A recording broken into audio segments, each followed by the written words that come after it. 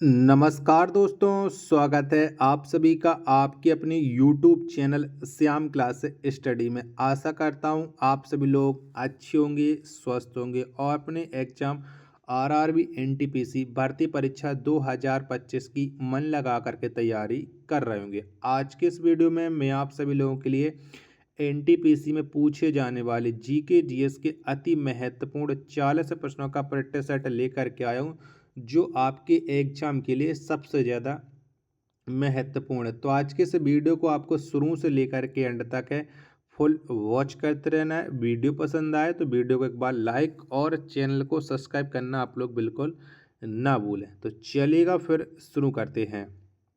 तो पहला प्रश्न है कि आधुनिक आवर्त सारणी में कितने वर्ग होते हैं? तो बताओ कितने होते हैं। तो आधुनिक जो आवर्त सारणी है इसमें जो वर्गों की संख्या है वो है 18, यानी पहले प्रश्न का डी ऑप्शन करेक्ट आंसर हो जाएगा। दूसरे नंबर का प्रश्न आ जाता है कि आधुनिक आवर्त सारणी में कितने आवर्त होते हैं? तो बताओ कितने होते हैं। तो आधुनिक जो आवर्त सारणी इसमें आवर्तों की जो संख्या है वो है टोटल 7। 2 का ए ऑप्शन करेक्ट आंसर हो जाएगा। प्रश्न संख्या 3 आ जाता है कि टूथपेस्ट की प्रकृति कैसी होती है? तो बताओ कैसा होता है टूथपेस्ट। प्रश्न संख्या 3 का राइट आंसर। तो टूथपेस्ट की जो प्रकृति होती है वो क्षारीय होती है। 3 का बी ऑप्शन करेक्ट आंसर हो जाएगा। प्रश्न संख्या 4 आ जाता है कि लाल बहादुर शास्त्री संस्कृत विश्वविद्यालय कहाँ है? तो बताओ कहाँ पर है। प्रश्न संख्या 4 का राइट आंसर क्या हो जाएगा। तो लाल बहादुर शास्त्री संस्कृत विश्वविद्यालय ये नई दिल्ली में हो जाता है।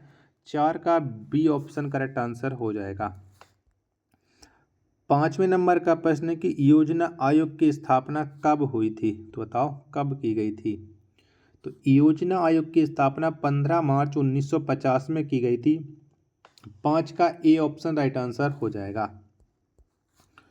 6वें नंबर का प्रश्न है कि आवर्त सारणी में ऊपर से नीचे आने पर धातु की क्षारीयता बताओ कैसी हो जाती है। धातु की क्षारीयता 6वें प्रश्न का राइट आंसर। तो ये घटती है। 6 का बी ऑप्शन करेक्ट आंसर हो जाएगा। 7वें नंबर का प्रश्न है कि बोंडला वन्यजीव अभ्यारण्य कहाँ है? तो बताओ कहाँ पर है। तो बोंडला वन्यजीव अभ्यारण्य ये गोवा में है। 7 का ए ऑप्शन करेक्ट आंसर हो जाएगा। 8वें नंबर का प्रश्न आ जाता है कि उत्तल लेंस में वस्तु को कहाँ रखेंगे तो प्रतिबिंब उल्टा छोटा और वास्तविक बनेगा। तो ये कहाँ पर रखने से बनता है? 8वें प्रश्न का राइट आंसर। तो ये अनंत पर रखने से बनता है। 8 का बी ऑप्शन एकदम इसका करेक्ट आंसर हो जाएगा। वीडियो पसंद आ रही होगी तो प्लीज़ आप लोग वीडियो को लाइक और चैनल को आप लोग सब्सक्राइब करना बिल्कुल ना भूलें। वोमेन कैप्सूल मानव के किस अंग में पाई जाती है? तो बताइए कहाँ पर पाया जाता है। 9वें प्रश्न का राइट आंसर। तो ये किडनी में पाया जाता है। ए ऑप्शन करेक्ट आंसर हो जाएगा। अगला प्रश्न है प्रश्न संख्या 10 है कि मरु महोत्सव कहाँ मनाया जाता है? तो बताओ कहाँ पर मनाते हैं मरु महोत्सव। 10वें प्रश्न का राइट आंसर। तो मरु महोत्सव को राजस्थान में मनाया जाता है। ए ऑप्शन करेक्ट आंसर हो जाएगा। 11वें नंबर का प्रश्न आ जाता है कि मालवा के पठार से कौन सी नदी निकलती है? तो बताओ इनमें से कौन सी नदी है जो मालवा के पठार से निकलती है। तो बेतवा नदी निकलती है मालवा के पठार से। 11 का बी ऑप्शन राइट आंसर हो जाएगा। 12वें नंबर का प्रश्न आ जाता है कि 1960 में स्थापित केंद्रीय हिंदी संस्थान का मुख्यालय कहाँ है? तो बताओ कहाँ पर है। तो हिंदी संस्थान का जो मुख्यालय ये आगरा में है। 12 का सी ऑप्शन करेक्ट आंसर हो जाएगा।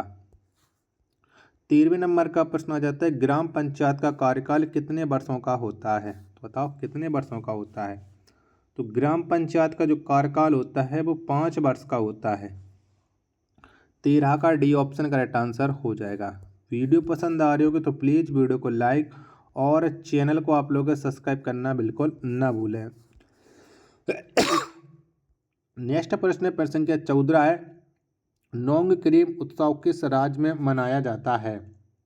तो बताओ इसे हम कौन से राज्य में मनाते हैं नोंग क्रीम उत्सव। 14वें प्रश्न का राइट आंसर क्या हो जाएगा।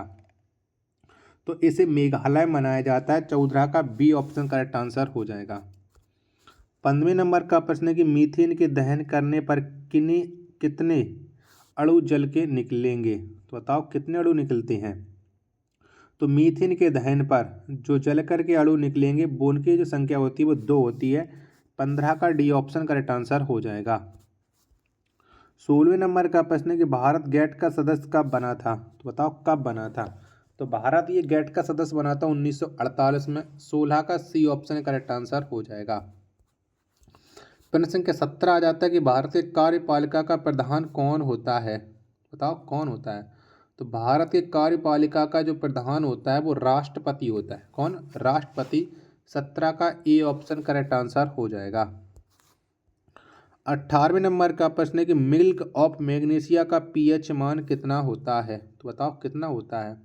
तो मिल्क ऑफ मैग्नीशिया है, इसका जो पीएच मान होता है वो होता है 10.5। 18 प्रश्न का डी ऑप्शन करेक्ट आंसर हो जाएगा। 19वें नंबर का प्रश्न है कि प्रधानमंत्री रोजगार योजना की शुरुआत कब हुई थी? तो बताओ कब हुई थी? प्रधानमंत्री रोजगार योजना की जो शुरुआत हुई थी वो 1993 में की गई थी। 19 का ए ऑप्शन करेक्ट आंसर हो जाएगा। 20वें नंबर का प्रश्न है कि 86वें संविधान संशोधन में कौन सा मौलिक कर्तव्य जोड़ा गया? तो बताओ कौन सा मौलिक कर्तव्य जोड़ा गया था? तो 86वें संविधान संशोधन के तहत 11वां मौलिक कर्तव्य जोड़ा गया था। 20 का सी ऑप्शन राइट आंसर हो जाएगा। 21 नंबर का प्रश्न है कि 14 निजी बैंकों का राष्ट्रीयकरण किस वर्ष किया गया था? तो बताओ कब हुआ था?